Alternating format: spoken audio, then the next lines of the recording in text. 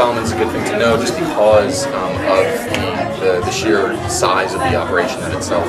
Given that it happened in 1991, for those of us that remember it very vaguely, we certainly weren't a part of the fundraising efforts or intimately involved in what happened, but sort of hearing about it, it's really great to have an opportunity 20 years later to understand a little more about it and hear from people that were actually part of what happened at that time.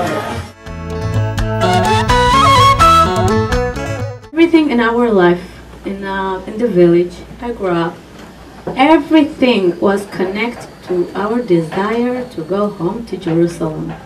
One night in 1991, around 2 a.m., my mom woke me up. As we were leaving, my aunt and I asking to my mom where we are going and why we're leaving the village. My mom, she explained to us that we were going to Jerusalem. Oh my God, my aunt and I starting to scream, yes, we're to Jerusalem! And my mom said, be quiet and shut up. So I can explain to you guys how excited we were. 6 months after arriving to Addis, a while at school, all the students, just imagine, all the students, including myself, we were asking to call our parents. 1,000 of family gathering. Only then we understood that they go to take us to Jerusalem. And after 4 hours, guys, it's nothing, 4 hours. All the dreams was 4 hours. We landed in Ben Gurion Airport in Tel Aviv. It just drive like from here to Boston. Yes, it's nothing. I came to Israel in Operation Moses. It took place starting 81 up to 85. And when we got to Israel, me personally was shocked to see white Jews because I grew up in you think it's funny.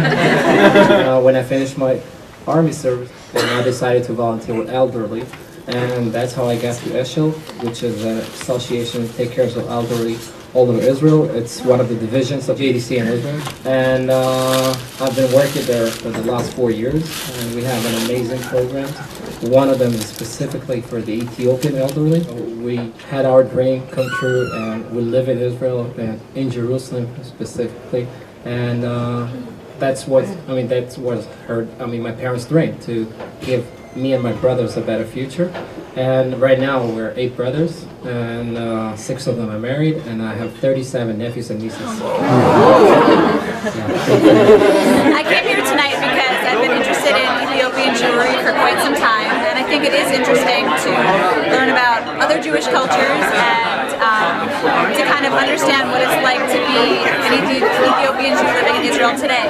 I came to the event tonight because as I had participated in a previous JDC trip to Argentina, I kept hearing about Ethiopia and JDC's work, and I knew something interesting had happened, but I didn't know what, so I was pleased to have the opportunity to come a little bit more about it. I got an opportunity to learn about a lot of the resilience of the first generation of Ethiopian immigrants. I think it's important for American Jews and Jews in general to know about all different Jewish communities around the world. At the end of the day, we are this intertwined web of Jews who our history is all linked, and so our stories are linked. There is so much going on in the world with the Jewish community, and there are Jews living in places and in conditions that are so different than how we're living here, but we are actually all one community and one people, and so the opportunity to learn about that and to know about it, I think, is really important to understanding who we are as a Jewish people overall. I don't think I could have said it better myself.